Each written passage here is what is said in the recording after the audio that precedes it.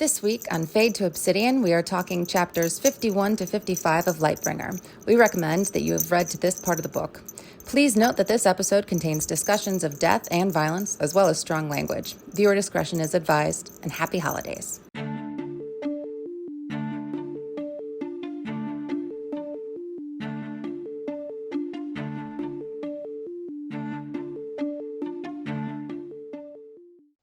Hello, everyone. Welcome to this week's episode of Fade to Obsidian, your Red Rising podcast about relationships, spaceships, and everything in between.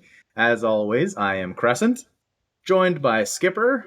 Hello. And today we have extra special European guest, Drachen. Welcome, Drachen. Welcome, Drachen. I think you are our first European guest. I mean, we had Jenna Sharp or Siren, who's British, so I mean, whatever Also your Clarion. definition of Clarion. So many names now. But you are our first European and not like Howler Patreon European guest. So welcome all the way from Germany. Filling in last minute for us. Yeah, you were a last minute. And I got a good set of chapters. So you did. Yeah, you did. So who are you? Why are you Drachen? And what are you drinking today?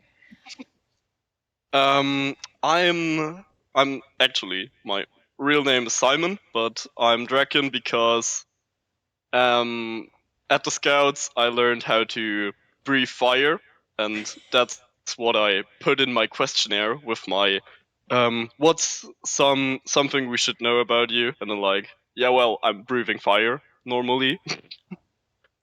I love it. And that's how I got my name Drachen. Wild. Yeah, a little bit. But I'm from Germany, and today I'm drinking tequila. Tequila Sunrise. Oh, nice. Ooh, very nice. Very nice. What do you got today, Skipper? I just have wine. It's in like a really, I can't even tip my glass. It looks like a sunflower, and it's called Bread and Butter is the name of the winery, because I felt like for the garter at, what's the garden called? Demeter's Garter. Demeter's Garter. Demeter's Garter. It's the bread and butter of the rim. It's got all of the essential things. And so I'm just going with a wine from it. What do you have, Crescent? Perfect. I got two different beers that came out of my advent calendar. I've got dollar bills, because that's what the Obsidian kind of fight for when they're not with the Republic. And then I've got River City Raspberry Ale, because we've got some rivers of lava in the city. Nice. Lava. Yeah. That sounds really good. Nice. Yeah, we're doing chapters 51 to 55, which is entirely Darrow. We don't have to switch perspective. No Lysander. We celebrated this just moments ago, but we'll celebrate again. No Lysander. So for sure, there's going to be some chapters that are purely Lysander. Yeah, where we just get to shit on him. They're coming.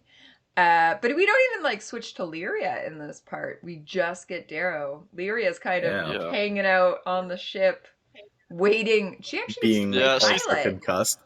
Yeah. Being done because she got a fist from Cassius. But yeah. Yes, that's right. Yep. Which I do like. There is one call out. There's a couple call outs towards her this one, but one of them is the fact that Cassius and her are drinking the moon swill that Severus made. and Darrow's only comment is, she has a head injury. Like, why are you still letting her drink? Yeah. She has a head injury. Cassius is like, I only let her have a little bit. She had a dram. Yeah. It's fine. It's great. Only at least Darrow's concerned about her. Yeah. Yeah. Well, again, I think Darrow still sees her as almost Rona, and it's like, what are you doing to this poor little Red? How are we corrupting her? Yeah, to some degree. Yeah. But yeah, we start though, and we have landed, and everything is kind of torched, so they're waiting to get up. I guess they're like kitting up is when we start all of these, right? At first they're trying to land on Io, but like they're waiting until the capital ships are leaving. Yeah. Yeah, they're kind of if I sneaking remember in. correctly. Yeah. They're they got some pretty interesting ways of sneaking in. Like they're basically like flying down the volcano plumes that go out 500 kilometers into space. Yeah. Yeah. Because like Io was never terraformed. That was the explanation, because it is tidally tidal waved to always face Jupiter, I think. Yeah, there's a really it's cool tidally locked. Yeah, so it doesn't spin. Yeah, so that you get 42 every 42 hours. It's like complete darkness because of how the spinning. Like, yeah, it's very cool how that works. Which is odd because they talk about how like being out that far, they're not getting sun. I guess but it's still light enough to become totally dark. I guess depending maybe on it's what just time less. of the year. Maybe it's just less sun. Yeah, less sun, and then what time of the year? Because you would think Jupiter, all of the orbits are on. It's not like a pure circle. I know some things about space. It's a ovular. It's an ovular, so at some points they've got to be closer to the sun. So maybe during that they would be. I don't know. Maybe. Is Europa the one that we currently know has ice? I think Europa we know is... Europa has only ice. Yeah. In Red Rising it's water, mostly. Yeah, because they would have at this point in terraformed, but I'm just thinking of what, what changes that would make of which ones you opt to terraform and which ones you don't. And Europa, I feel you would think you'd go for first, because it's like, well, if you can hold water, you can hold life, is the whole thing. Yeah, exactly. And terraforming the one that's atmosphere is basically just sulfur dioxide. Probably not the easiest. Yeah. Can I just let's just go breathe poison. Yeah, right? Yeah. Which we will see later in this chapter of Darrow being like, if I talk next, we die, because he's got it. And we saw with Romulus too. But this is a fun thing. I like how he mentions like, oh, poor Romulus, I would hate to die like that. Yeah. Mm-hmm. Yeah, and then is gasping for air when he has to put the thing back up. But just with Jupiter's moons, it was actually a trivia question on my trivia this week, is how many moons does Jupiter have? And in the end, they ended up having to fix a bunch of people's answers, because between the time whoever had submitted the question and now, there's an extra 20 moons that were discovered basically this year. So we're up to 95 moons of Jupiter. Earlier this year, if you look up the January stats, it was 67.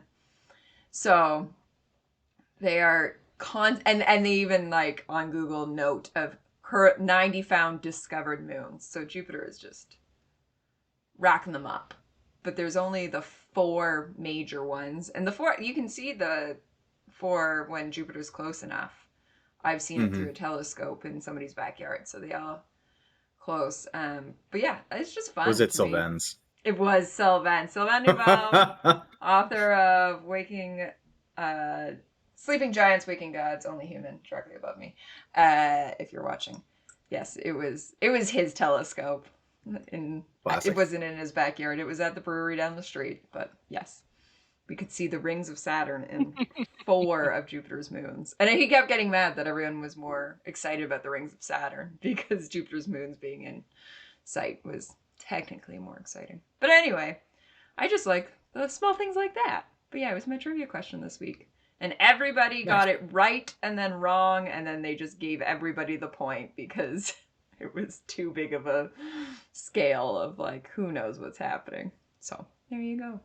But we are on Io for this one. We already know that Callisto is destroyed, right? Yep. Oh yeah. Basically just ash. Another Rhea. Yep. So, and then Ganymede would be the 4th of the big ones. So, and then Europa. Yep. Which we may get to Europa later. Spoil just a little bit. Who knows? For those of you who have the physical book, you can see a map of it. That's true. Let me do a quick... And why would they put that in there? Yeah. Very strange. Yeah. Yeah, you get to see... There's Jupiter. Is there two relevant maps? moons? Yeah, there's 2 maps. Mm-hmm. So then you get Io and Europa there. Whoop, whoop. I don't know where my camera is. There you go. Once again, Joel has totally outdone himself. Oh my god. Or outdone himself. Does the work of multiple people, it seems like. He does. So he's outdone himself. Yeah. I love how detailed they are. Yeah, It's fun to look at the places while you're reading. Yeah. It's not so fun on the ebook. No. Yeah, you gotta bounce back and forth. Yeah. Well, I know he does them in full scale. Like you can see on Lit Escalates, there's him drawing one of them. I don't remember which one off the top of my head. I believe that one was Europa. It was Europa in a time lapse, and it's I'd say like a 4-foot canvas, 3 or 4 feet. That is what he draws huge. them on, and then they scale them I down. also love I think one of our howlers has, I think it's Swedes, wasn't it? Who made a gigantic map of all the parties around in space in our solar system. Like and where they were, like during the story? Yeah, and where they were, I think that was Rocket. Yeah. Huh. Yeah. But yeah, super cool. Yeah, that was cool. Just a reminder that it took me until Lightbringer to realize that the planets move in this book.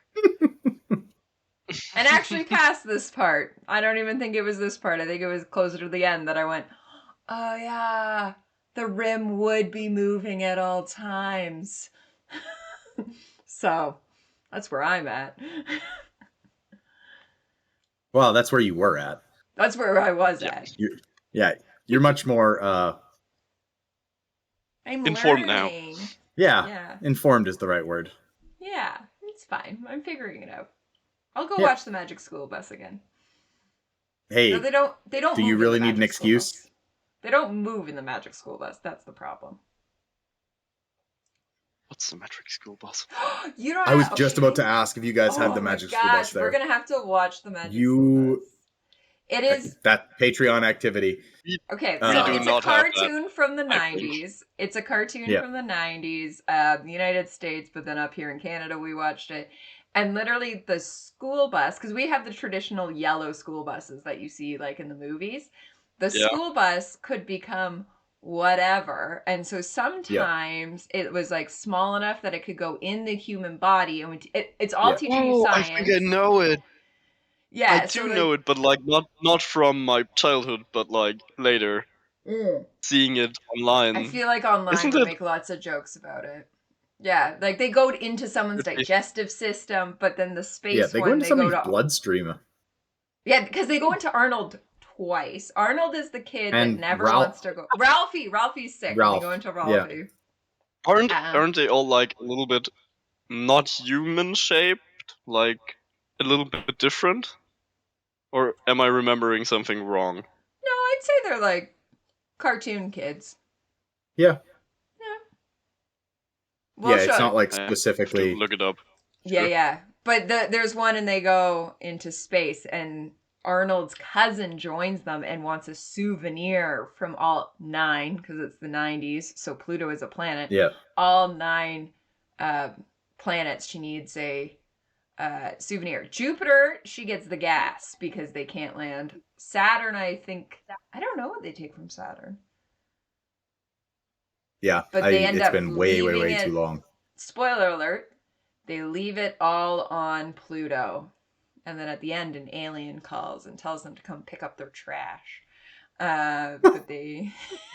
Listen, I had that one on VHS. That one, and what's the other one I had? Oh, the music one. They go to the haunted museum. Yep. The music that one I always remember. That one on VHS as well. We will that's watch... definitely veteran activity. I will be around for. Yes, I will dress up. I've been Miss Frizzle, who's the main character, multiple times for Halloween. I have a Miss Frizzle dress. Perfect. Yeah, I can be Miss Frizzle. This will be our Patreon. Everybody join our Patreon. It's just Fade to Obsidian. And then you can get in on all these fun things. Yeah, it is cheap as. Mm-hmm. And you get first, I'm going to need more wine. I'm almost out already. You get first shot at being on the show. Like Drachen, we just put in the Patreon of we need somebody in this week, and you were on it within like half an hour, not even. So. Yep. Yeah, I think. I just saw the message and was like, well, I have time and I would like to be on an episode. Like that was some thought process while listening to the episodes in the past, and like I want to give my 2 cents for that. We'll love it. So love it. Yeah. All right. Well, then let's get into the actual. Okay, so we're getting to Io. Io, is that where we decided? After all that, we're getting to Io. Where are we at? And Diomedes is with us. We've got the whole crew and Diomedes as we kit up and put on our god killer armor. Killer armor. Yeah. Very cool name. Yeah. I also love how Ore is like throwing a hair tie at Darrow. That's my favorite. Like, and like it's been a while. fist bumps thing from the martyr. Yeah. Yeah. The fist bumping was like, that's cool. Oh, they like. Yeah, it's like you guys have come such a long way. Mm-hmm. Yeah. I think it's like they talk about how Virginia always thought it a strange perversity that so many of Jupiter's moons were named after women or goddesses Zeus raped, and that Fa has been no kinder to the moons than Zeus was to his conquests. Ooh. Yeah. Like I heard that and I was like, dude. Yeah. Just going back to those Greek references. In the last couple of days, I read a book about Greek mythology, and I was like straight back to that one as I read that, and was like, yeah, that's fitting. Yeah. Yeah. So then, after that, it's like Severo being back into military operation, which was refreshing after him being just like off because he was confronted with his trauma so much, and then like being back to at least working. Yeah, Darrow says he comments on the armor at least, which is a nice change. Yeah. And then Severo's kind of back at it. And we see later he's all about the mission. I am here. Yeah. I'm on a mission. We're doing this. Like he's all in kind of a thing. Yeah. And like Darrow even acknowledges, he's like, maybe I was too hard on him. Yeah. And like Severo kind of has just gone quiet a little bit, but he's like, you know what? It's better than being actively corrosive to the team. Yeah. Yeah. It's better than pulling the team apart. Yeah. I don't know if it's this also, part it was interesting. Late. Oh, sorry, go on. No. I thought it was interesting how Darrow acknowledged Severo's abilities as a scout and mostly also flight master, I think, was it? Oh yeah. Yep. Yeah, he's got his thoughts, but he's like, but you know, you're flight master, so and I mean that tracks. Like basically Severo's entire military career has been like covert ops. Yeah. And like hit and run tactics. Like that was the Institute. He was always playing around in the background, not necessarily the forefront, rather than Cassius and Darrow are the ones who will just come in, hit hard with, you know, everything. Yeah, they had to work with an army, and Severo was always just like thunder and lightning. Yeah, Severo was just a shadow, or always in the shadows. Yeah, for sure. Well, I was going to mention the thunder and lightning thing. This is where we get that Darrow makes a comment about Cassius maybe being his best friend. He says, like, oh, my two best friends. And he's like, wait, is Cassius my best friend? Like, he's having a whole, like, back and forth. And I think he's really some growth there of looking. How comfortable I am with the thought, yeah. Yeah, like, it's very interesting that I think Darrow, as we've seen him in the last few books, only really thinks about himself and everybody else acting on themselves. But at this point, he really has started reflecting more and more on what other people mean to him, right? What is Severo going through? How can he support Severo? How can Severo support him? Cassius being his best friend. Is Cassius one of his best friends? Like, it's really cute in that character growth that we're seeing there. And we see it a lot that he ends up having to trust Cassius a lot during this section. Yeah. But it's also funny too. Why is it easier to be in control of an army than controlling my two best friends? Yeah, because the two of them are like, fuck you. Because they're just idiots. Yeah. Yeah. I mean, like, you gotta think it's like, okay, you've got however many million people, but they all revere you. Yeah. Rather than the two best friends, it's like, no, they're looking behind the myth. Yeah, exactly. Yeah, and they're always talking Like, shit about you or with you. Exactly. Yeah. They've saved your ass more times than you can count. Yeah. Yeah. Silly Darrow. Silly Darrow. Yeah. But then we find I think he was also... Oh, go for it. He was also a little bit in pride, or hurt pride, because Far has broken the Ras, or broken the Rim. And he was like, damn, I thought I would do that. Yeah, he calls Fa like his shadow, basically. Yeah. It's like the Reaper. Basically the darker version of himself. Yeah. Yeah.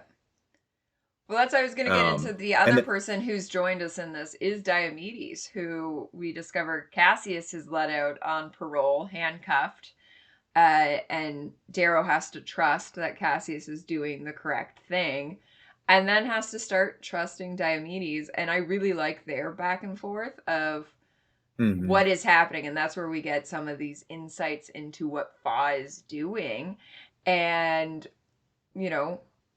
does Diomedes buy into it? Does he not? And you get him trying to read Diomedes, which I forget what the line is, that it's like whoever taught him to control his emotions. Oh yeah. There's a fucking medal. Yeah. Yeah. It's in chapter 53. Titled 53? Eyes of Stone. Yeah.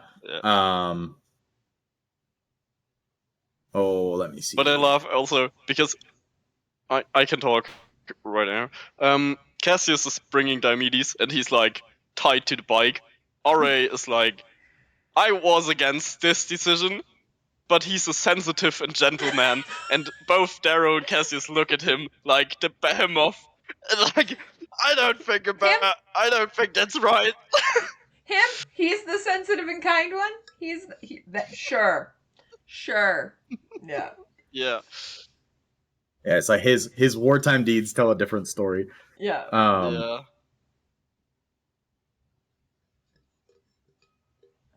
Interesting. Not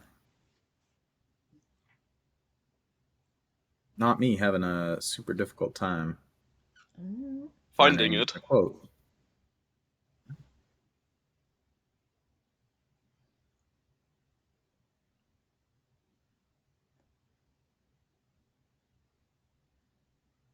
Well, as you're finding that, just quick question to Drachen. I assume you read these first in English. Have you read the German version? Does it hold up? Or have you decided to not touch the German version? Or do you only read the German version? No, I got the first book in English, and then I bought the entire series in English.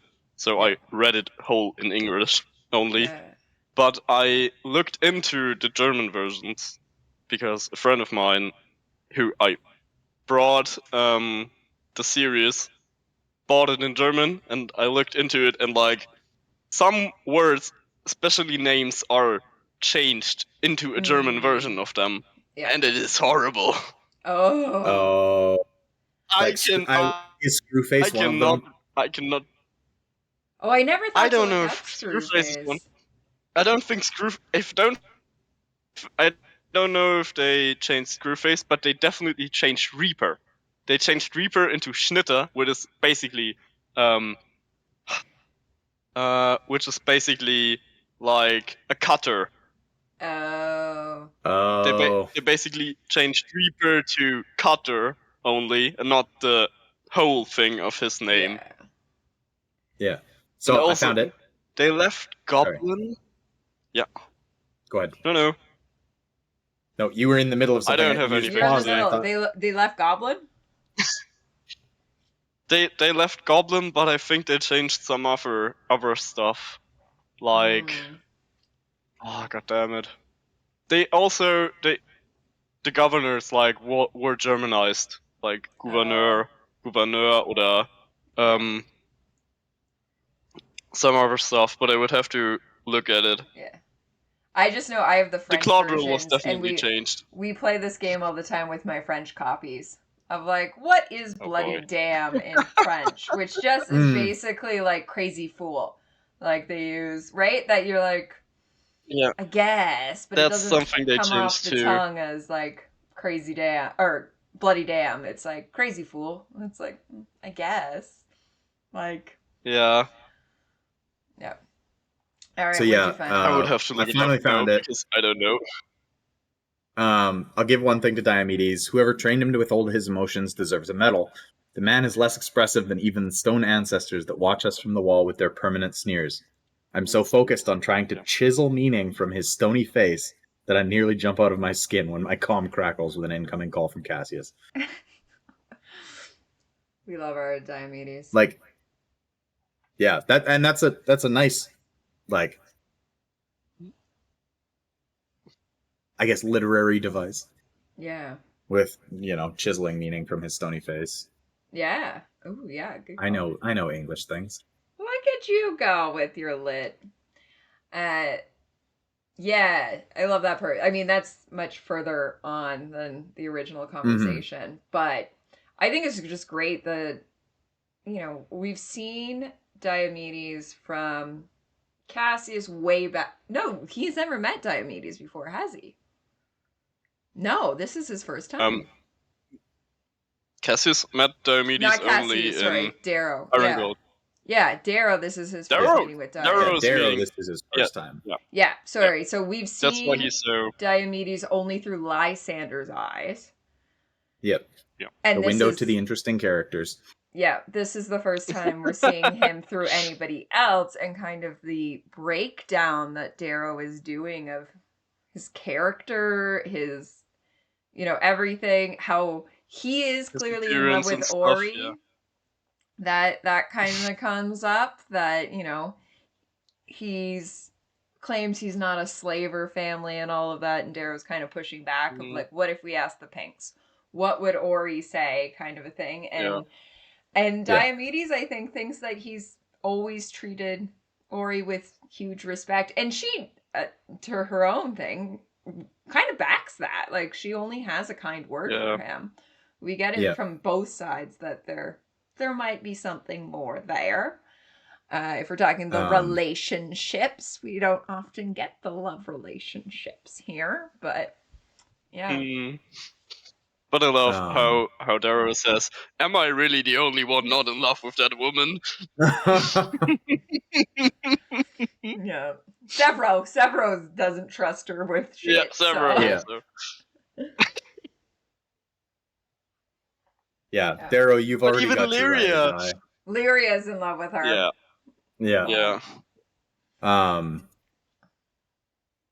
was I gonna say about timing? Oh, I like that that Darrow kind of like just really challenges him, like, you may not have been the typical slaver from the core, but like, you had Pinks. Did they have a choice in their job? Like, and Diomedes is kind of like, it's still not great. Shit. Yeah. Shit, he got me. Well, it's kind of, pushing back on what people think it's that, oh no, I'm being great to this person. And it's like, well, if they don't have a It's like, choice, no, then that's just like human decency. It's just decency. Exactly. Yeah. Yeah. Yeah. And as we know, in Morningstar, Ragnar says decent is not enough. See, there you go. Yeah. Amen But yeah, to I that. really like their conversation back and forth of, what one holds over the other, and when Diomedes says of like, you're supposed to kill your enemies, and Darrow's like, no, that's not war.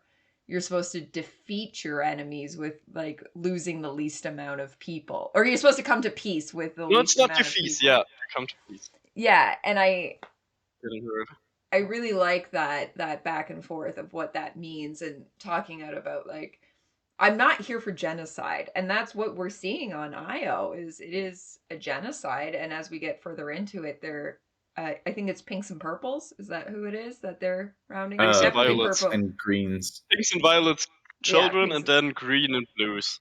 Yeah, that they're kind of rounding up. And Darrow saying like, this isn't it. Like, we can't do this. This is worse than I did to Ganymede, kind of an idea. Yeah. If those are my enemies, why do we want to weep? Mm-hmm. Yeah, exactly. Yeah. But yeah, so then we kind of get Diomedes is fully on the side, and they get to go in together, the two of them, to the family. But first of all, we're like jumping back and forth. Are we everywhere right two now? different conversations? Yeah, we're the everywhere first, right now.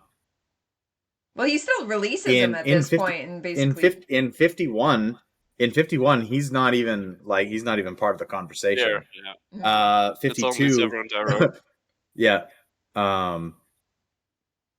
They talk about basically like all of the destruction in Darkfall. They talk about the new Godkiller armor. Severo says, "Shame we didn't have this 10 years ago."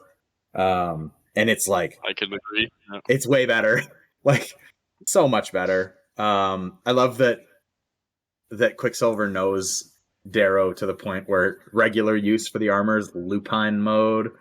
Reptilia, isn't that their end? Reptilia mode. Yeah. It's Reptile, then Looper, and then Godkiller, or like what was Titan. it? Titan. Yeah. Yeah.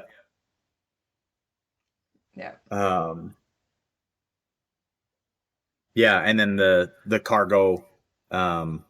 It talks about the cargo haulers leaving, carrying men, women, and children bound for some frigid asteroid city far beyond the bounds of civilization. Without hope, yeah. Yeah. Because even in Lycos they had hope because of Ares and sunlight and stuff. Yeah. Well, then we come into chapter 52, and the first words are bloody damn Bellona. Damn Bellona. Yeah. Yeah. And then that's when we learn that Cassius has taken him off the ship. Yeah. And he's not in armor. He's not in armor. He's just in an Evo suit. Evo suit. Yeah. Chilling, tied to the bike. Just hands clasped, tied to the bike. Yeah. Yeah. Well, we get the dragon head, right? Which we have already seen the dragon head from the Lysander point of view. Yeah. And now we're getting it from Darrow, in which they're like talking about, where's the body? Did they eat the body? And we as the reader already know, yeah, they did, and they're sussing it out of, Cassius is the most confused in that. Yeah, why would you do that? Yeah. And then Darrow has his moment to shine in knowledge because he put all those teardrops in his brain. Or all those data drops, like listening to stuff, and it's an old religious rite of the Dark Ages. Yeah, and mixing it in with what Fa did with Sephi of eating her heart, that clearly this is something Fa is bringing back. of, you know, taking the energy of your fallen enemy. Yeah. And I think at this point it calls out the Diomedes' face is hidden, so we don't know his reaction at this point because that is his. Yeah, it's behind the tinted visor of his Evo suit. Yeah.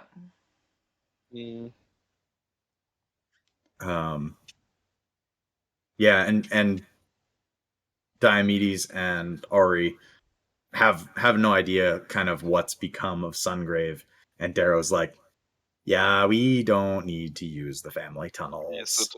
Yeah. The door is wide open. Yeah. But also, like, Darrow being guilty or, like, erecting like a goddamn snowflake with, yeah, it's your old braves, and Darrow is suspicious of you. Mm-hmm. Yeah. Which, why wouldn't you be, right? Like, you trained these people. Yeah. Like, what happened that they're not following you anymore? Yeah. I like that that Ari's like, I know this side of Diomedes, where he's gentle, sensitive man. But I've never seen him at war after his entire family's been murdered. And it's like, you know, coins up in the air at this point. It's, you know, especially if he thinks you were involved. Yeah. But no. And then Darrow talking with Cassius, I like that he calls back, like, you know, you always forget golds have different rules for golds than they do for reds. Yeah. And I think, like, I wonder if Cassius sometimes even forgets that Darrow was a red or is a red. Yeah. I would think 100% because like he's only ever known him as a gold and hasn't been around that much. So it's not like Cassius has been to Lycos. Yeah. It's not like Cassius is hanging out with Deanna. Like, yeah.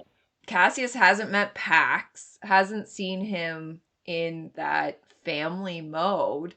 That for Cassius, he's like, no, you're a gold. You're the Reaper.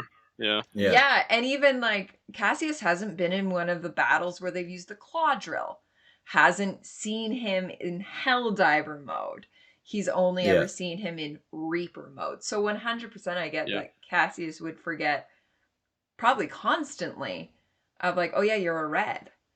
Like, But also Darrow, like, reminding himself or seeing himself as a red.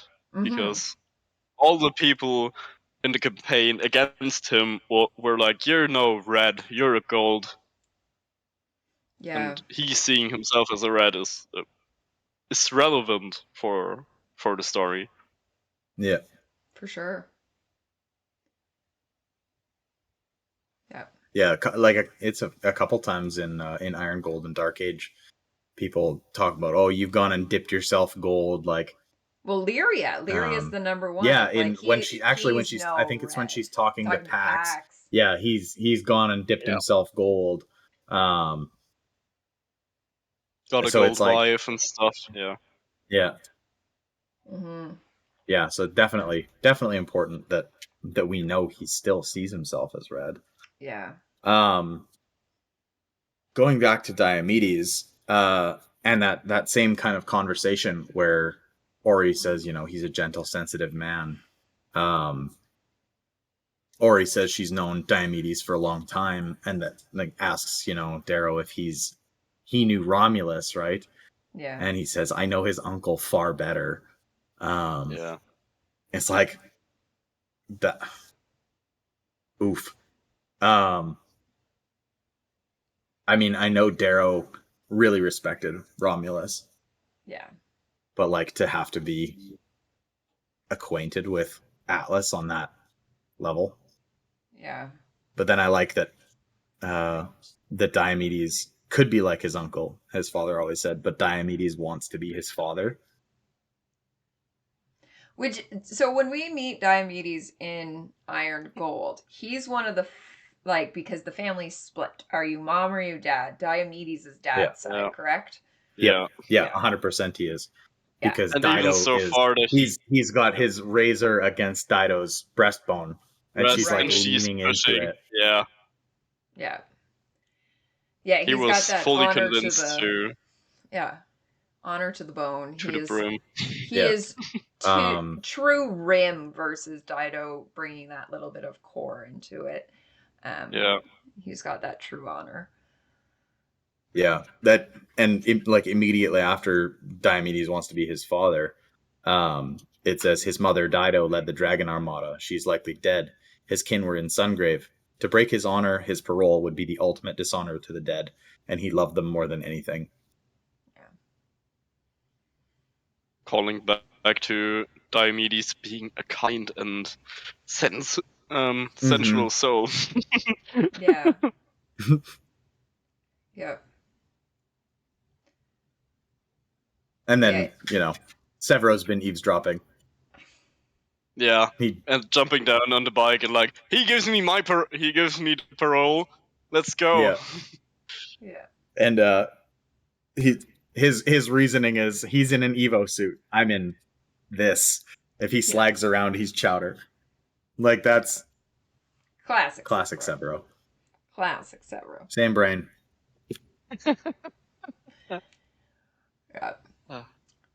Yeah. But this is where they divide, right? So they're going. Yeah, Severo and Ori. And Cassius. Go to the the perfumery. Go to the torch, the Omega torch. Yeah, the perfumery. The Omega torch. Yeah. Which we learn you prick the fit like Ori's blood will prick the finger on the needle, let her in, and then has the access to Athena, and then the other two go to the actual family estate and see the absolute massacre, and his two brothers are sitting there decapitated. Yeah, but first it's like they split up because he's talking like, "Will you give me my parole?" And he takes off the helmet, and Diomedes is in tatters. He's like destroyed. He's panicked. He's crying. He's done. Yeah. And then he recognizes it, and you have my parole. Just goddamn get out of my face. And he's looking for his family, and Darrow samples the flesh of peerless corpses. Yeah, they want to make sure the poison might, like, on whatever they found on Diomedes, is it the same? Yeah. Yeah, and you can hear the howling down the, or the moaning, whatever you want to call it, of, Diomedes weeping down the hallway. Yeah, when he finds his dead family. Yeah. And Darrow then looking, just that was less relevant because he was always eavesdropping on the other team with his built-in camera, HUD, to see where they were, and then getting back to the path because he was so moved by Diomedes' screams because he thought, "Fuck, what's if that's my family?" And then going back to, okay, shit, I need to be here right now and work with the stuff. Yeah, but still is very great about giving Diomedes his space. He goes into the room. He sits on a bench at the back, so that it's kind of that like Diomedes knows he's there. It's not like he's sneaking up on him.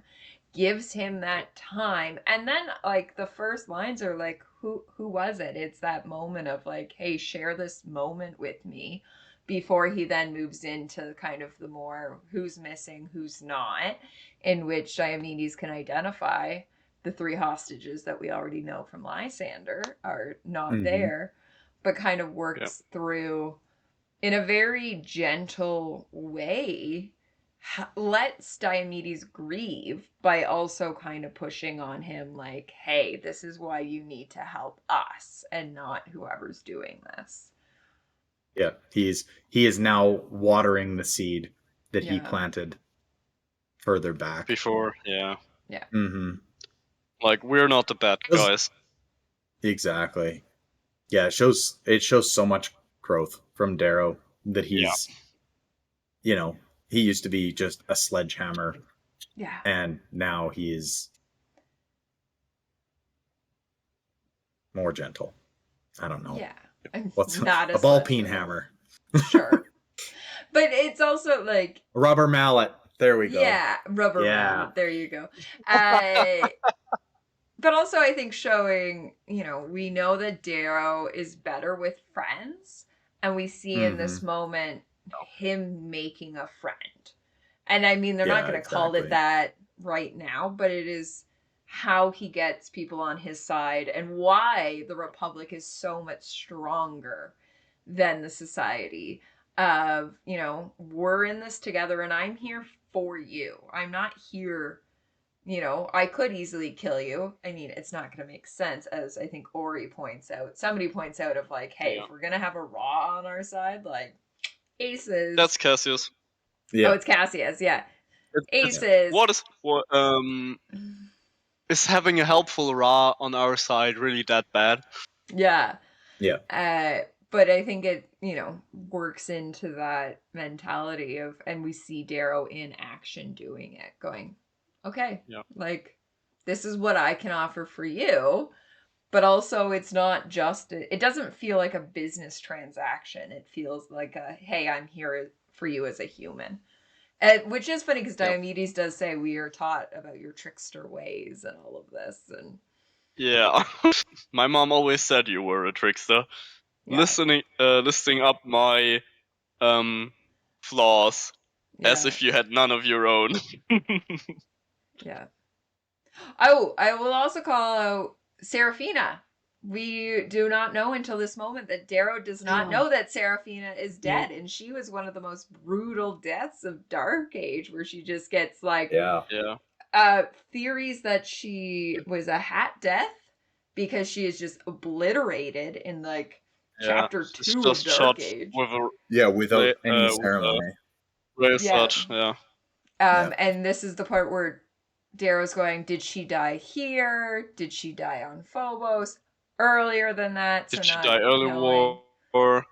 Yeah, and reflects back to that it's Seraphina. We now have confirmation. It's always been assumed that Seraphina was the daughter in Morningstar, and now we have 100% confirmation. I thought that was already confirmed. Was it confirmed in Iron? Well, I mean, he calls her Sarah. Oh, yeah. And it was Romulus' daughter, so like, it would be weird if it wasn't her.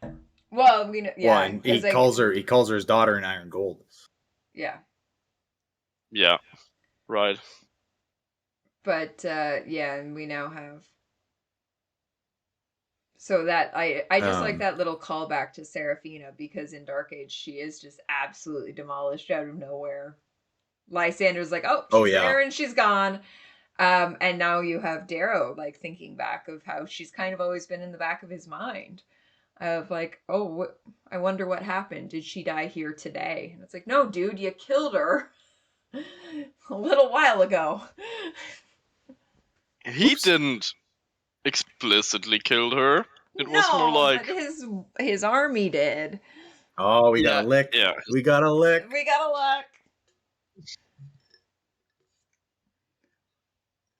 Sorry, guys. I'm getting through my advent calendar of beer, so I'm not drinking straight whiskey anymore. No licks on our behalf. I don't know. Anytime somebody mentions it while I'm drinking something in a can, they get one of these. You get the full can. But I already did that today, to be fair. Yeah, that's just for Drip. Thank you, Drip. Also Hydro. And Hydro. You mean like this? Look at you. I'm not licking my wine glass. I'm not doing it. But my wine glass is now empty, so you can see that it is a sunflower inside. Yep. I just believed you. That's cool. Yeah. Yeah, me too, because it looked like from that on the side. But it also looked like a tulip from the side. Mm-hmm. So yeah, I just cracked open my River City Raspberry Ale. Ooh. Boy, howdy, that's good. Nice. But yeah, so after their conversation is where we get that Athena. We get the call from Athena. Yeah, Howler 1, we have a confirmed receipt from Athena. We're to stand by for instructions. And Darrow's like immediately just elated. You mean she's still alive? Yeah. Yeah. Because, like, the place is decimated, so... Yeah. Diomedes also called out before that, like, you're not here for me. You're here for either ships or men. So, the Volk, are you trying to bring them back in the fold? Or somewhere else? And Darrow's like, no, you're wrong on the source, but yeah, ships. Ships that you lost. Yeah.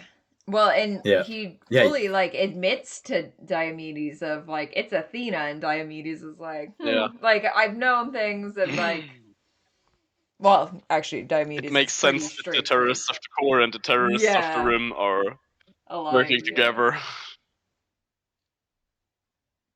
And this is where Darrow kind of starts like rolling the wheels on who is behind Fa. Yeah. Like, so he asks if Diomedes believes in magic, clairvoyance, something not been making sense to me. I rub my hands together, hoping to draw him out of his shell. Like, is this gonna get him? That I found that was kind of a strange line. Like a silver, yeah. Yeah. And he's like, yeah, just, something doesn't fit. Like, this isn't an Obsidian play. Like, this is somebody's behind them. Yeah. As the reader, does it hurt? I don't know. It hurts my soul to think of the fact that it's Atlas, Diomedes' uncle, doing this. What are your thoughts on that? Yeah. Especially when you see how dead, literally how dead the family is. It just, like, I keep reflecting back of, like, this is, and they, like, Diomedes obviously and Darrow do not know that, but it's like, this is your uncle. Like, you know what this is a really, really hardcore parallel to? What? The death of the Bologna. Oh. Darrow's building relationships on the back of dead families. Yep. Yeah. Cassius had his whole family killed. Yeah. Now is Darrow's best friend. One of Darrow's best friends. Diomedes now has had his whole family killed, and Darrow's like, you want to be a best friend? You want to be a best friend? We're learning about Darrow's new best friend. Yeah. Just clicked on that one. It's like, oh, okay. I see Darrow's game. Yeah. That's something I never realized. Yeah. Sevro's whole family dead. Sevro's family is dead? Yeah, okay. I would see, though, that Sevro seeked out Darrow. I don't think Darrow ever... it's definitely not the same thing. was not going to be friends with Sevro. Sevro wanted and friends. also like Sevro still like him. Family alive. Yeah. When they but yeah, that is an interesting call out. Grab them when they're at their lowest. Yeah. Pull them up from their lowest. Ooh. I think is the way you want to frame that. Sure. Rebuild them. Stronger, more flexible. Steel sharpens steel. Yes. You want to make a commercial? We can make it better. I mean, we'll shout out Howler Pod, and I think it's Witchy Teas on Etsy. They have they put out an Instagram post that was for the Cassius Albolona Razor Master School. Yeah. Tagline: Steel sharpens steel. Yep. Go check out the Howler Pod Instagram because they do actually have a discount code. I don't remember what it is. It might just be Howler Pod, but it's probably Howler Pod. So go check out their Instagram and you can check that out. But yeah. Also, merch break. Merch break. I don't have exciting merch. We love a segue. What's your merch today? Speaking of Etsy, Jess Lost in Books. We've got the stained shirt. Ooh, that's our very own fantastic Slink. You've just got an appropriate shirt on. It's not anything that's merch, it's just be a dragon. Be a dragon. It felt appropriate. And Drachen is being a dragon. Yeah. Look at you. I only have like 2. But nice. I don't wear any merch right now. Sorry. No, it's all I don't have Red Rising merch yet. Oh, that's fair. I feel like getting it in Germany is probably more difficult. Significantly more difficult. Yeah, we complain about shipping fees. Your shipping fees must be. Yeah, exactly. I remember seeing the goddamn book because I got a signed copy of Lightbringer from the Holliston in a giveaway. Didn't I get it? Oh yeah, that's right. I saw the fucking shipping fee of like $70, and it was like, what? $70? Jesus! The package was like destroyed at my doorstep. Oh, I remember that. Yeah. Oh no! Hopefully the book was still in good shape. The book was in perfect condition. Good. That's what matters. I will put it on my wall again once I have it. Once I am not lazy and pick up finally my screwdriver and put it onto the wall, then it's going to be back like on my Instagram. Nice. Yeah. Well, I will say Drachen is one of our patrons, and he is in the postcard tier. So he gets a postcard all the way from Canada every month. And it cost me like a whole $2 to send a postcard. There you go. Yep.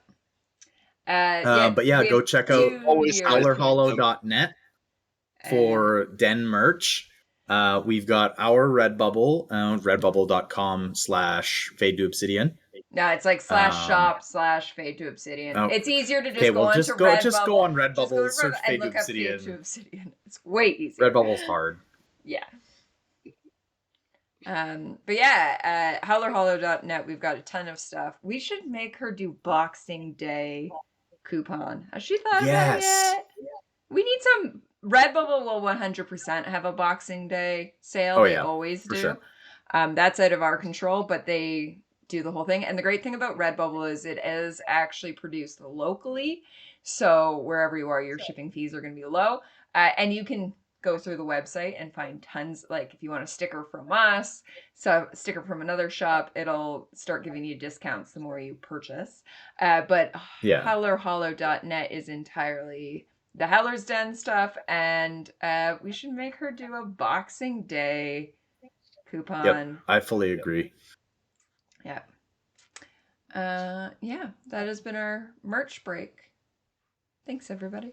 All right, where were we? We were kind of diving talking about Darrow watering the seeds of friendship with the blood of family. The blood of... Listen, blood makes flowers grow really well. As sad as that is. Do we need to have a talk about making sure you don't get caught?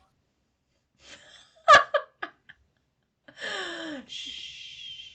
We don't talk about the bodies I hide. Shh. I never killed my husband. I didn't. Totally I didn't kill Black Widow. I didn't kill my Completely husband. normal sentence to say.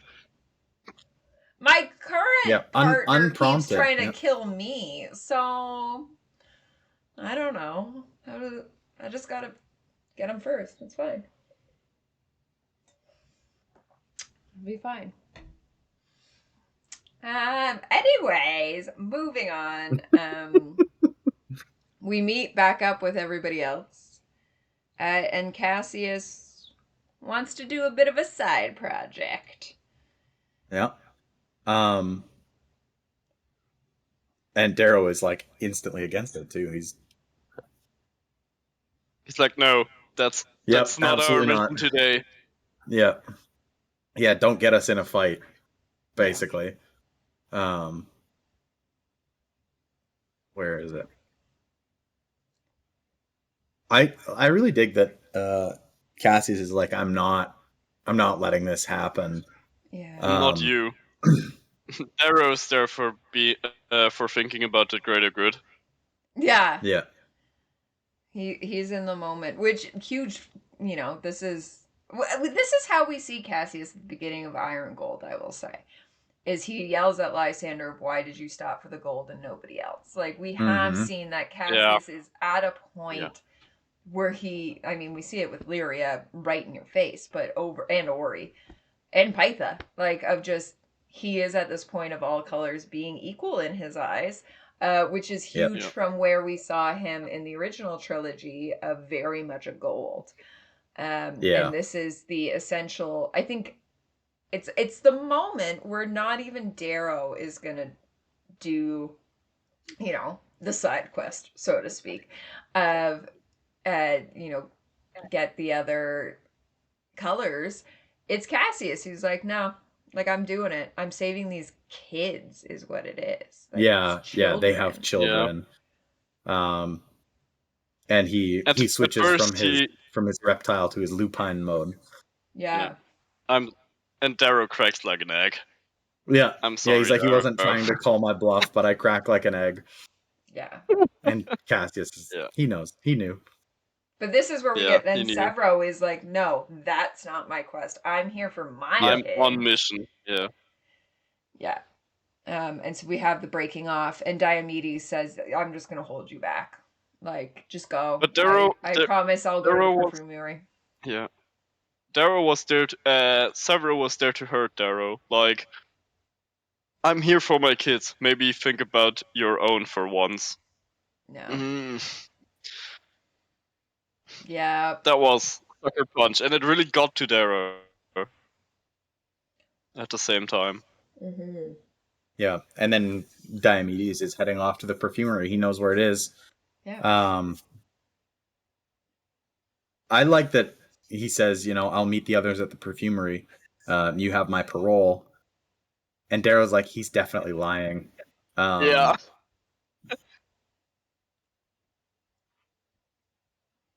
But the seeds have been planted. Is he, though? But is he?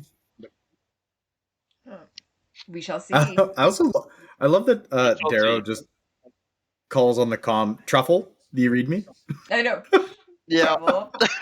Can I once again point out and I've said this in previous episodes, of calling him Howler 1, Severo being Howler 2, is the least covert thing of all time.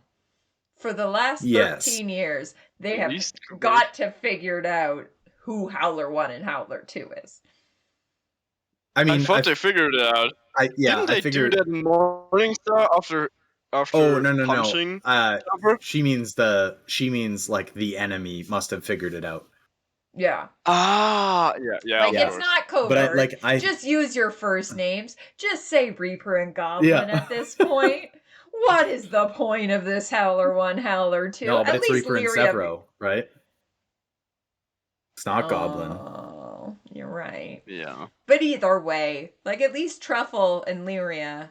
But also, isn't... Yeah. I don't know if we know at this point, and it's only a slight spoiler if we don't know, that Cassius is Eagle. Like, also, not Eagle 1. Eagle 1 was also called before that. Yeah, so Eagle 1's been called... Yeah, so... Yep. Not subtle. We can figure that out. Like, guys, learn what the call signs are for. But I think it's more like. I mean, when they're like actually trying to be covert, Darrow is Icarus. That's true.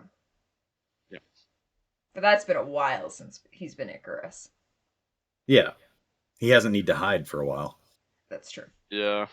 I'm somebody who uses walkie-talkies every day for my job, and Howler 1 versus Howler 2 would be so annoying because it will crackle out eventually, and you'd be like, sorry, who was that for? Howler Who was that for?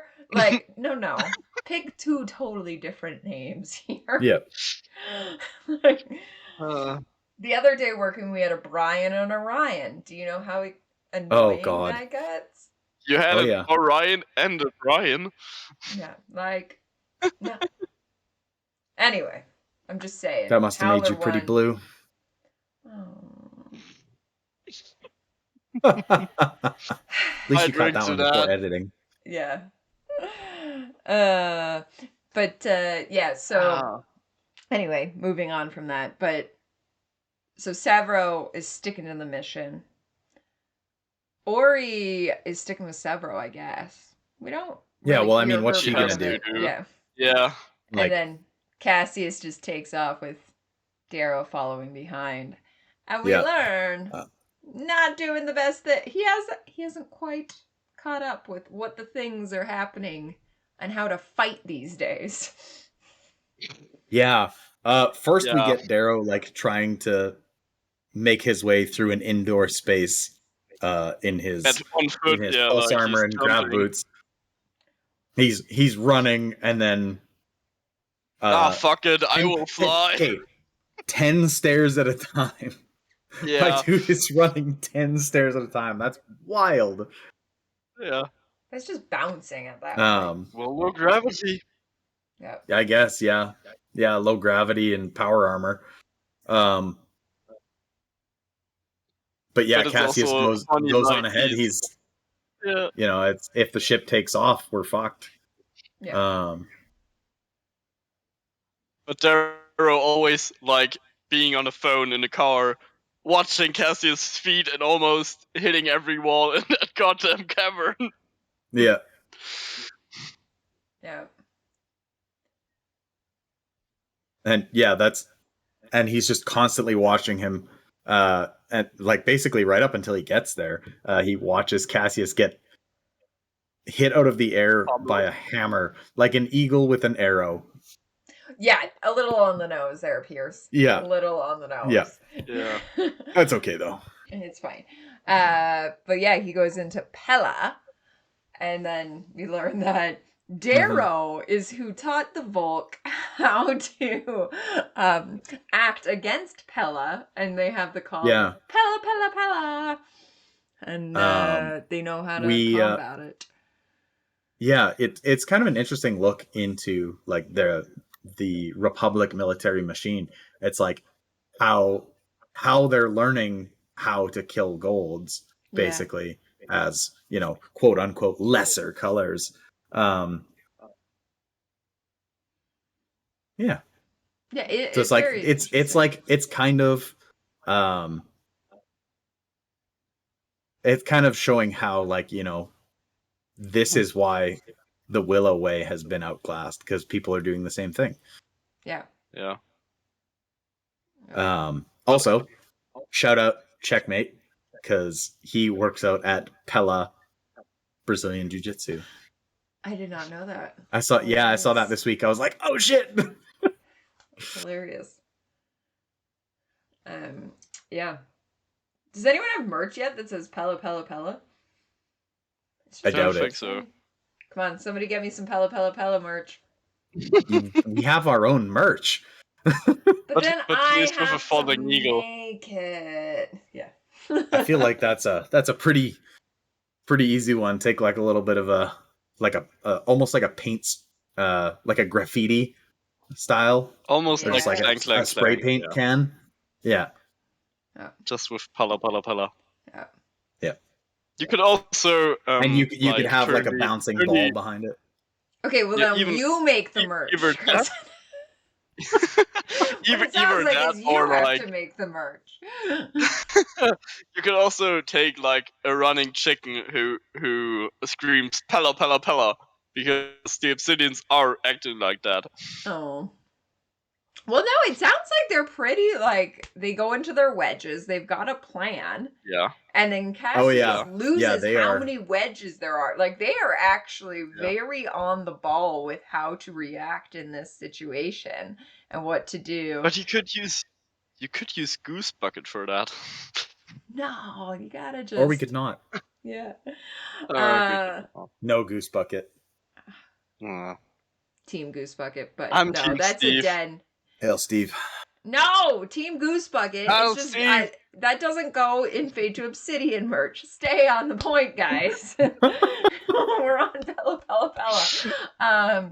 Yeah. So, No, Cassius is actually losing where they are. They're actually very, like, they're on top of it. It's an organized plan here. Yeah. He lost where they were, and then, like, he's getting hit by the hammer after batting away a spear. At some point, somebody comes from above. I don't know if this is before or after, but somebody gets hit, like Cassius, somebody comes down on him from above. Yeah, like, they're on top of it. No, the wedges divided, like, two. The obsidian with graph boots flew up, like, 3 from those 3 wedges. Yeah. That they were above, and one was hitting him with a hammer after he passed them. Yeah. And then we turned back to Darrow, free falling. Yeah, he flies several thousand meters higher. Yeah. Yeah. Until he's like, how high does he have to go? Yeah. High enough to not be noticed, I guess. Yeah. I like it. I like that he knows who it is too. Yes. It's Scarred Slot. Yeah, Scarda. Well, it's really interesting of once they get to the point of no longer battle, quote unquote, of him reading them all and going through, you know, the behaviors, the psychology of, you know, what they're doing, how they are. He knows them inside and out, and then ends up proving it of, you know, calling them out by name, and they're like, who are you? And they go through all the things of, you know, shock, denial, of this can't be, you can't be. Darrow is dead. Tears Morga is dead. Yeah, they're basically crossing themselves, like. Yeah. At first he's going through them like a surgical knife, and then later he's making such specific insults that they're like, what the fuck? Who is that dude? Yeah. Yeah. Yeah, so, like, I love this scene of how Darrow gets his point kind of across. And this is the thing we referenced earlier of finally showing his face and kind of scaring them. And even at that moment, they're like, someone has stolen Tears Morga's face. Like, no, this cannot be it. Yeah. And he knows that their pride is the biggest thing right now. And so can you do that? And also, we totally missed that he's got their heads on his razor like olives. Yep. Like, he said to Cassius, bring me their heads, because and then he's putting them on like olives. So stand behind me or you die. Yeah. And but the call out initially of what would your son think, and then realizing that the son is there, can figure out all of those little bits and pieces. Calls out that some of them are Pegasus Legion, and they continue to this day to wear their badges of, I see rats in the crowd. There's another, I forget what the other one is, and then Pegasus the Legion. White Fist of the Earth campaign. Yeah. Which I don't know if we've heard about that one before. Not specifically. It was always referenced. There's the liberation of Earth. Yeah, like they talk about it a little bit. Probably where the twins of South Pacifica were captured and then scuttled when they lost the position. Right. Yeah, but he's also like, I'm a demigod to them, and Cassius is like, you're a demigod? Like Perseus? More like Heracles. He turns on me, and they call me arrogant.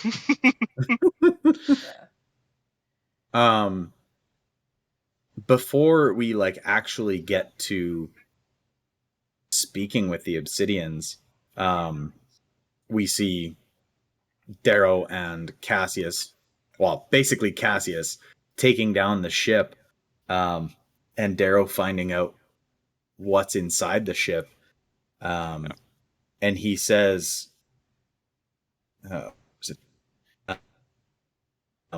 I didn't help Cassius to save them. I helped Cassius because I didn't want him to die. And he would have died for strangers.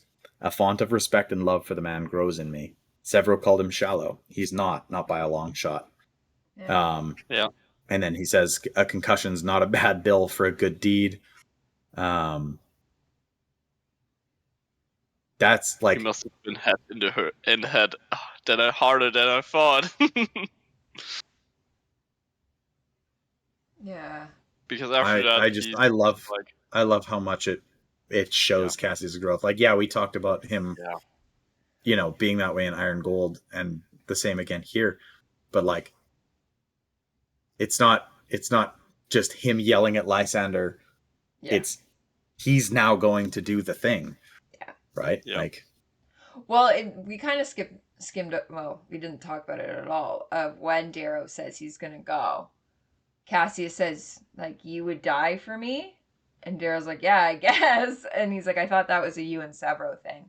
Like, Cassius is at this moment realizing that he is on equal footing in that friendship. Of like, okay, that Darrow is also in a priority to Darrow. Yeah, for sure. So I think Cassius is having, we as the reader are seeing him in a different light, but Cassius is having his own realizations during these chapters. Yeah.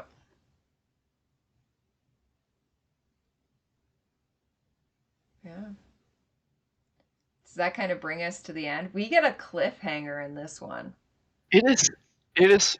Yeah, it's kind of the end, because like the Obsidian War Parties is coming, or War Party is coming, and then like Darrow is provoking them, I think. Yeah, he's basically playing on them accepting the fact that he is Tir Morga. Like, we talked about him like dealing with the sulfur dioxide of Io. We haven't talked about it in depth at all. Right. But yeah, so he just straight up pulls down his helmet, and he just like stares at them, basically in the acid air of Io. At first he's disappointed, and then he's like making I think malevolent smile, like what is it?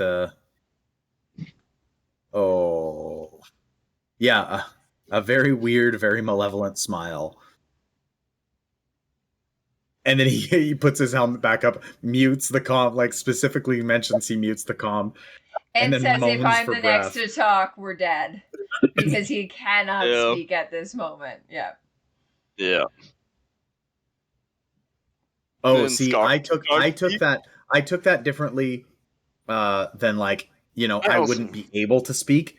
I took it as if I'm the one who breaks this silence, the illusion is shattered, basically. Yeah, and we're dead.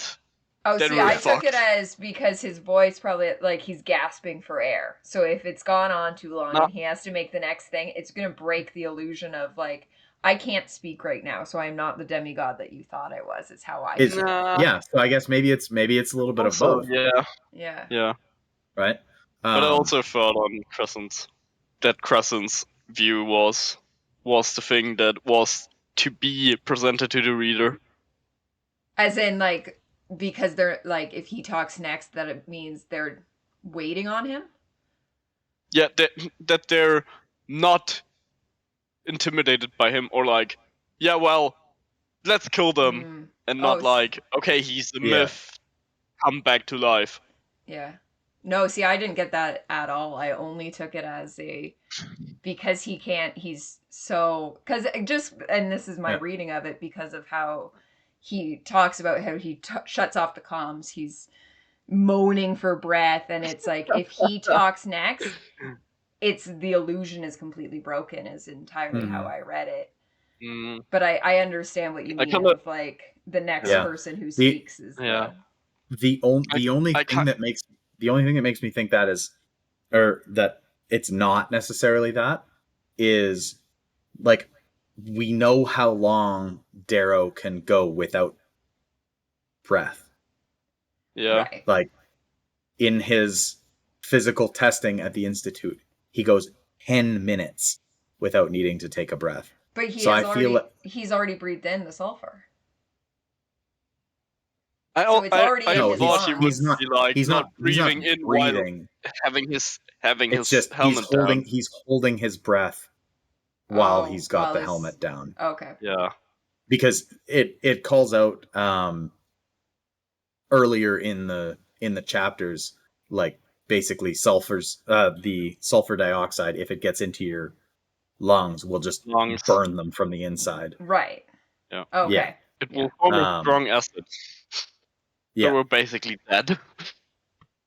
Yeah, okay, so that makes sense. But yeah, I read it as in like because he's struggling for breath. But that either way, I think works in the same manner. It gives either or both. Yeah. Yeah. But yeah, and then he starts laying into them with his super personal insults. And he kind of starts broad, and then is like, as they're starting to believe, he's narrowing in. Yeah. Yeah. I like somebody's Sigurd. It's like, that's Sun Industries gear. Maybe it is him. Yeah, he's too short. Call it out. They know. It's 8 screws. Yeah. Yeah. And was once in love with Thraxa, and then notices or is Bad able lass. to recognize Bad Lass. Yeah. Which this is a text I sent Crescent today. Is I had thought Darrow had previously. Now this might be me reading it back to back so quickly, but the obsession that Darrow has with holding on to Bad Lass that I think we don't hear. Yeah. I thought he called out twice if she would be upset if he lost the family heirloom. Crescent said that it's only the once, but he's definitely like every time Bad Lass is called out, it's Bad Lass is here. Bad Lass is here. And like Bad Lass is in my lap because I ended up looking through the old PDF to be like, how many mentions of Bad Lass? And I would bet you anything that Bad Lass is called out more than his regular razor. And maybe it's because his regular razor doesn't have a name, but he has like this fixation on Bad Lass. Yeah. Is it maybe so because scared it sounds like badass? Possibly. But yeah, like there is, he's definitely, they're like flying away, and Bad Lass is in his lap, and like Bad Lass is just hanging, and it's like, why do we care that the razor is just in your lap? Like, because he usually has a Telemanus or a Telemanus-sized person with him. That's true. It is, and now he doesn't. No, he doesn't. That's a good call out. It is his replacement for a Telemanus in that. I like that. Yeah. I like that a lot. It was just. But also, like, is it only once that he calls it out? Because like in 54, it is like, oh god damn it, good that I didn't lose it in the cockpit because. On the shuttle, that's the one because it went down. Yeah, it's like that's the only time. I thought there was one earlier. Time before that. Yeah, I also thought. I thought with Apollonius he said something similar, but he doesn't. So it might just be me reading it back to back. But then I ended up. But again, I only had the old version, so that's why I messaged Crescent because he's got the new one. Of like, does he say it earlier? Of Thrax is going to be mad at me if I lose Bad Lass, and he. I looked up every instant of saying Bad Lass, and he doesn't say it that way, but there is a lot of instances about Bad Lass. Oh, there's a ton of mentions of Bad Lass. Yeah. I think it's only a slight thing. There's because 37 mentions of Bad Lass in the book. Yeah. Well, in the first mention while they're on the marcher, he's like, "Give me Bad Lass because I'm the better razor, dude, razor master." And Thraxa's like, "No, you're gonna lose it." And I think she's like, "You already lost yours." Yeah, you already lost yours, and I think that's the connection we both made, Skipper. Yeah. With like that's 2 mentions, but it's like only one for Bad Lass and one for his own. Yeah, no, I thought it was the exact quote that I was like. Did he ever name it?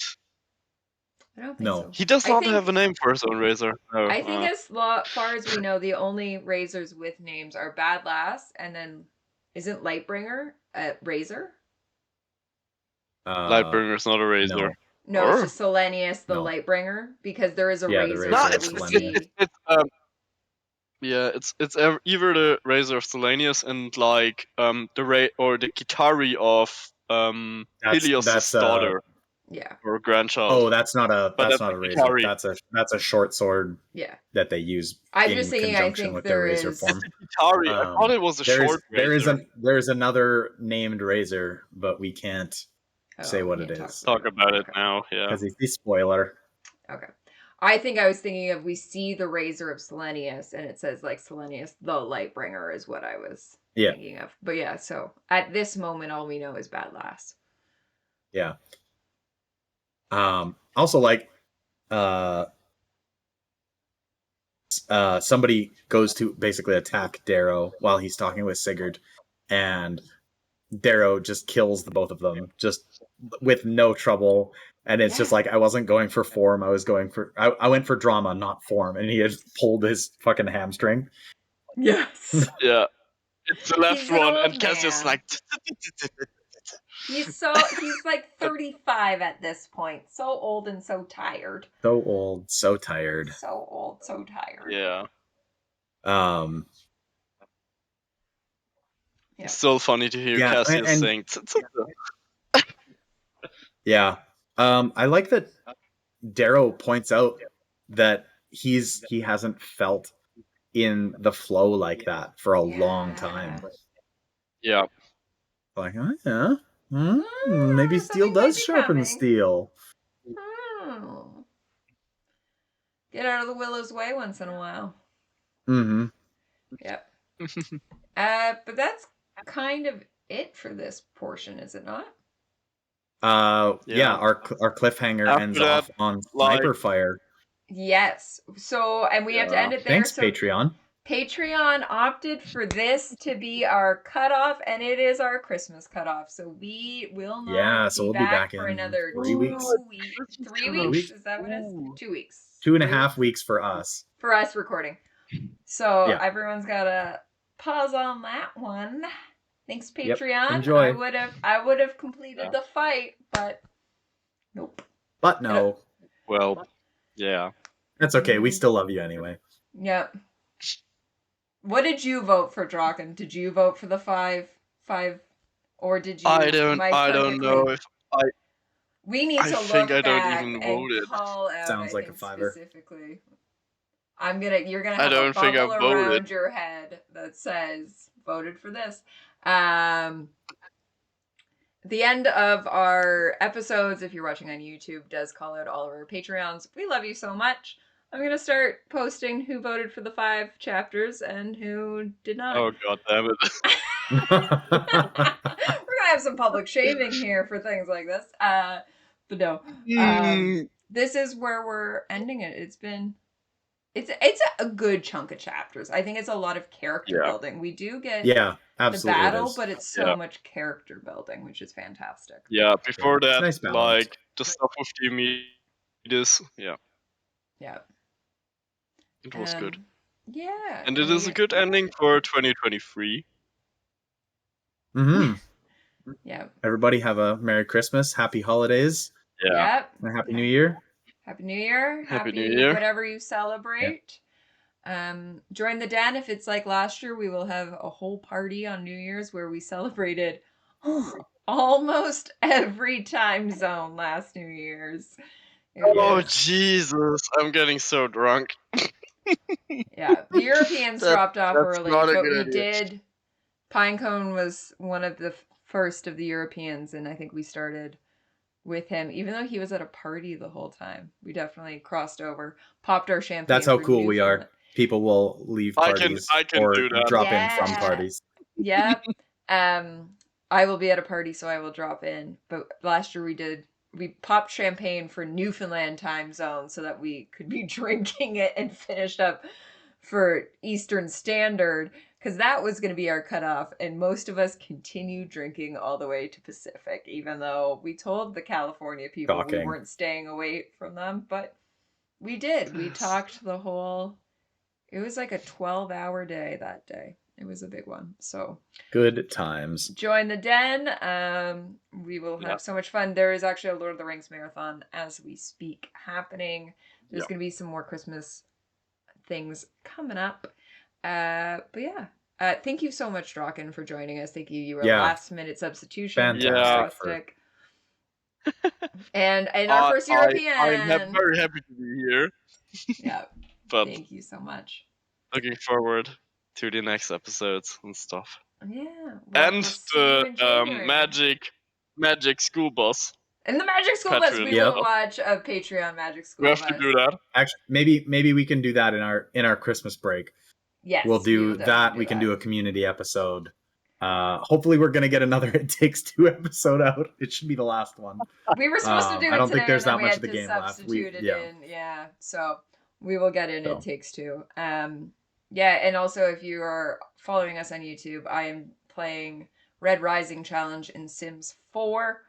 I just aged up a pink who happened to be a dust cloud the entire second half of the game. I don't know what was happening there, but check out me playing all the only colors. Pink to ever not be always clean. Yeah, it was the baby, the toddler was playing in the cupboard, so it becomes a dust cloud, and then it glitched. So for the last half of the game was a dust cloud, and I was like, maybe when it ages up. Nope. So hopefully when I restart the game, the pink has reset itself, but we'll see. So check those out and see everybody in January with Allegro. That'll be fun. Ooh. I didn't know who our next guest was. That's going to be interesting. Yeah, it'll be good. Especially with the chapters that's coming up. Yeah, it'll be good. All right, well, thank you everybody, and have a good night. Yeah. Thanks for listening to Fade to Obsidian, where Skipper and Crescent casually dissect the friendships, relationships, and those fade to black moments in the Red Rising saga. If you enjoy our chaos, please remember to like and subscribe on whatever platform you listen to podcasts. We are available on YouTube, Spotify, Google Play, and Apple Podcasts. Don't forget to give us a follow on Instagram at Fade to Obsidian. And if you'd like behind-the-scenes content or to be involved firsthand in our chaotic decisions, subscribe to our Patreon for as little as $2 a month. For $5, you'll receive a monthly postcard from Crescent. Will it be one of the ones that we accidentally stole from Tulsa? I'm so sorry, Decopperless. And if you're crazy enough to trust Skipper with maybe sending you a postcard, our third tier is $100 a month. But please don't choose this option. Lastly, make sure to join the pack in the Howler's Den on Discord, discord.gg/thehowlersden, where we talk all things Red Rising. Until next time, Omnisphere Lupus.